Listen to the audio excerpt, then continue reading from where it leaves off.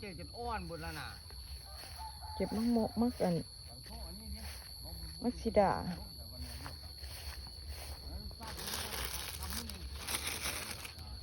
กำลังนี่หน่วยนี้บักใหญ่ๆ3-4 หน่วยได้เอาตัวนั้นมาห่อเก็บออกเลยไปล้างก่อน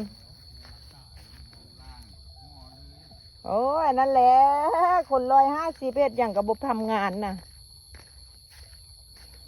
ห่อเลยบ่ได้มันมีอันความเปื้อนของถุงยางอยู่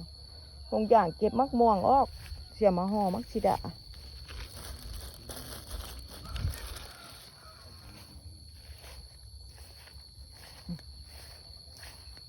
ตัวเด็กก็ง่าของได้มันมาเบิ่งพี่น้องสู้ขันโบงูเมื่อ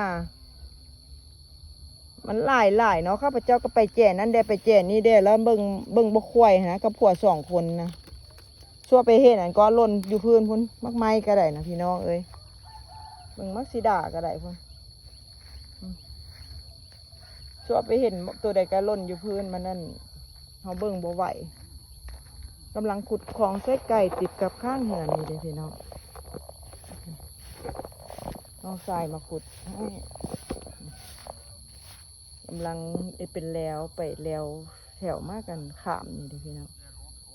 นี่เป็นแล้วไปพุ่นแม่ข้าพเจ้าเพิ่นซ่อมแมงไม้ซ่อมแมงไม้ขัวกับน้องทรายก็เจ็บ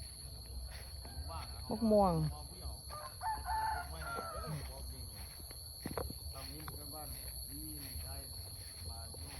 มักละมุดมักม่วงเต็มล้างแล้วมาเยื่อมะคุ้งนี่เด้อมะคุ้งสุกแล้วเยื่อมะคุ้งไว้กินเลยมะม่วงลิ้นงูเห่าลิ้นงูเห่า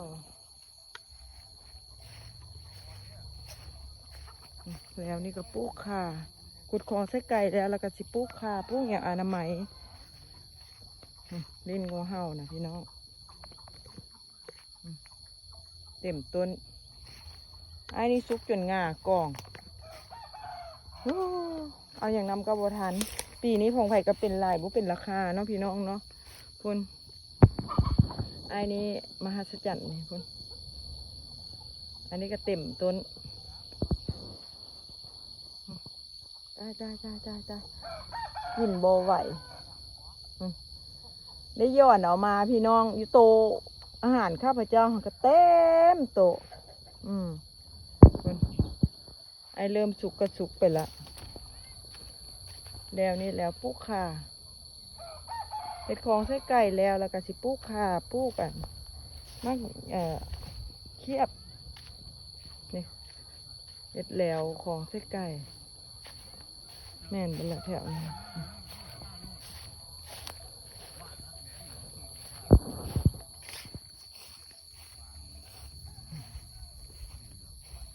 อยู่หน้าบ้าน